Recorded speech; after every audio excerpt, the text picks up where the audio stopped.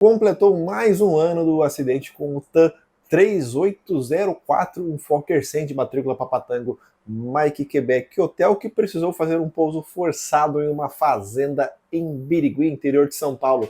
Mas você lembra como é que foi esse caso? Se não, eu vou te contar nesse vídeo. Fui dar uma olhada no relatório completo do CENIPA. O acidente aconteceu em 30 de agosto de 2002, portanto 23 anos praticamente, um pouquinho mais, quando o JJ 3804 decolou do aeroporto de Guarulhos rumo a Campo Grande com 5 tripulantes e apenas 24 passageiros. Voar naquela época ainda era muito caro, e lembrando que os Fokker 100 também eram configurados entre 100 e até 108 passageiros. Um voo desse hoje tem uma ocupação ali acima dos 80%, naquela época ali, menos de 25% de ocupação. Bom, quando o jato atingiu o nível de voo 350, aconteceu um vazamento de combustível e a tripulação foi alertada ali no painel do Fokker 100. Os pilotos estavam ali verificando com as condições dos aeroportos na região para ver o que eles iriam fazer. E a decisão foi o pouso no aeroporto de Araçatuba. Os pilotos começaram a descer o avião e quando ele atingiu 3.000 pés, o motor número 2 apagou completamente. Aí logo na sequência o motor número 1. Lembrando que Araçatuba fica a 1.361 pés de altitude, portanto já estava ali praticamente no chão. E o que aconteceu com o Fokker 100? Ele virou um planador nessa parte final de voo, mantendo uma velocidade de 200 nós. Viu como você ficar sem os dois motores não é tão ruim na aviação? Já estava ali muito próximo ao terreno. Não que eu deseje que algum avião fique sem os dois motores, assim, mas enfim, acontece, né? Tá lá. E o pouso forçado ele foi realizado a uma velocidade de 120 nós. O Fokker acabou pousando ali numa fazenda, atravessou uma cerca de arame farpado antes da sua parada total. Apenas 4 passageiros tiveram ferimentos leves e a única morte foi de uma vaca. Pois então, inclusive está descrito no relatório e temos imagens da coitada. Eu não sei se ela virou almoço depois, se pode virar almoço depois de uma morte dessa, mas enfim, a vaca foi a única, no caso, vítima fatal desse acidente. Já o Fokker 100 não teve jeito, os danos foram considerados demais para voltar a voar e depois foi desmontado. Quais foram as causas desse acidente? Nesse caso, temos uma novidade. Não foi falha humana dos pilotos, e sim do fabricante do avião. Simplesmente um tubo que conectava o medidor de fluxo de combustível com a bomba estava, no caso, ele desconectado,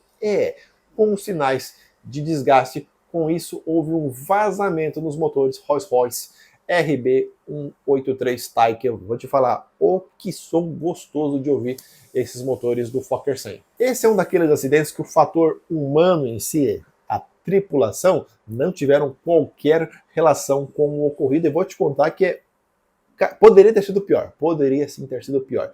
Tampouco ali com questões de manutenção do Fokker 100 na época, realizada ali pela TAM. Em relação ao combustível, o 3804 ele tinha autonomia de 3 horas e 30 minutos, tinha como alternativa o aeroporto de Cuiabá, sendo que o voo até Campo Grande duraria 1 hora e 23 minutos, ou seja, ele tinha mais 2 horas para poder voar, e mesmo assim o vazamento foi tão grande que ele ficou sem combustível. O relatório confirma que os pilotos fizeram o procedimento padrão. Mas se liga nessa parte surreal que você não vai acreditar. Hoje em dia não tem nenhuma possibilidade de acontecer. Não constava no Abnormal Procedures, no manual de operações da aeronave, como uma possível pane o caso vazamento de combustível, como não era previsto em seu treinamento no simulador. Sim, é isso que você ouviu, não tinha no manual ali da TAM essa questão da falta de combustível, de vazar combustível da aeronave, e não tinha treinamento para isso. 2002 já, gente, não é uma coisa tão antiga, não são lá nos anos 50, 60. Bom, o relatório afirma que falha humana não teve, e sim falha do material, apesar que quem projeta ali o material é também um humano. Portanto, foi uma falha humana, mas não dos profissionais da TAM, sendo uma falha ali do projeto da aeronave. E aqui no Brasil ele não teve vida fácil, eu já contei aqui, mas se você quiser eu posso fazer um vídeo mais completo sobre a difícil vida do Fokker 100 aqui no Brasil. Deixa aqui nos comentários se você quer um vídeo mais completo. E diz lá também, a utilização de materiais diferentes, aço e alumínio em áreas sujeitas a vibrações não é aconselhável devido ao desgaste do material de menor dureza. Lembrando que essas afirmações não são minhas, são, claro, do relatório do pessoal do CENIPA. A anormalidade apresentada não constava no manual de operações da aeronave Fokker 100 como um dos possíveis abnormal procedures, ou seja, a pane não era prevista nos treinamentos em simulador, o que prejudicou por suas características desconhecidas a avaliação da tripulação, e mesmo assim os caras mandaram muito bem. Deficiência de fabricação contribuiu, foi observado que havia variações métricas entre os tubos fabricados e os tubos mestres, resultando em uma fabricação não consistente com o projeto, construir um avião fora dos padrões do projeto, no caso da Fokker. Enzo, você Enzo aí que é hater do 737 MAX, vai vendo isso aí. Eu tô falando apenas de 2002, não tô falando de 70 anos atrás, não.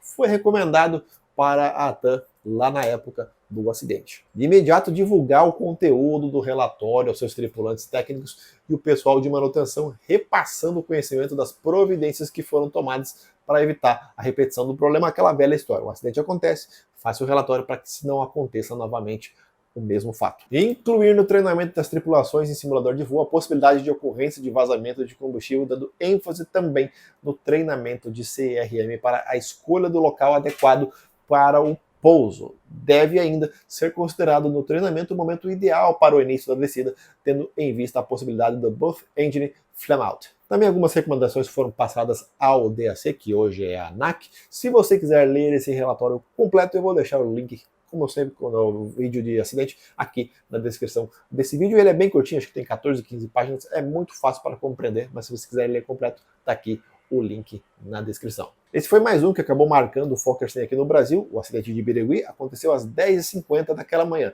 Só que é o seguinte, mais tarde, ao 12h05, um outro Fokker 100, dessa vez o Papatango Mike Romeo Lima, precisou fazer um pouso de barriga sem os trens de pouso que simplesmente não baixaram. Você imagina 2 acidentes no mesmo dia, na mesma companhia, com o mesmo avião, com uma diferença de pouquíssimo tempo. Isso devido a uma perda de fluido hidráulico. Simplesmente eu não consegui achar boas imagens desse ocorrido lá em Campinas, não em Birigui.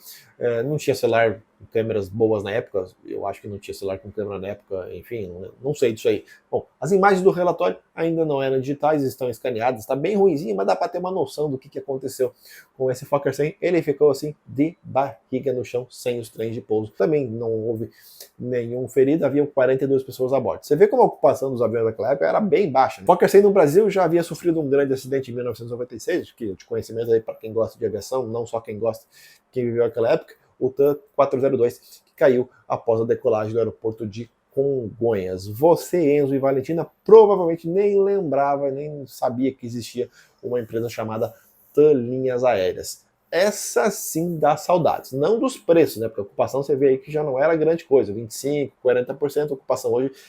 Com isso aí, não se mantém companhia aérea com essa ocupação. Mas da história da TAM, a gente sente muita falta, tudo que ela representou assim, para os brasileiros, para o Brasil. Nunca chegou a ser uma Varig da vida, nunca chegou, não teve nem perto disso, e sim teve muito azar com o Fokker 100 para o Brasil. Foi inovador, quando ele chegou, falou, nossa, um jato regional sensacional, pousava em vários lugares, tinha escada própria, sensacional. Mas teve sim muito azar devido a vários problemas do fabricante. E ainda tem alguns aviões voando pelo mundo, sim, eu mesmo consegui voar um ex-aeronave da TAM com a Iran Air, esse ano de 2025, lá no Irã. Tem vídeo aqui no canal caso você queira acompanhar. Meu primeiro voo do Fokker 100 foi justamente em 2025. Bom, você curtiu esse conteúdo? Você gosta desse conteúdo mais histórico, de contar fatos do passado? Deixa teu comentário aqui, inscreva-se nesse canal caso você ainda não seja, e aquela coisa, até o próximo vídeo.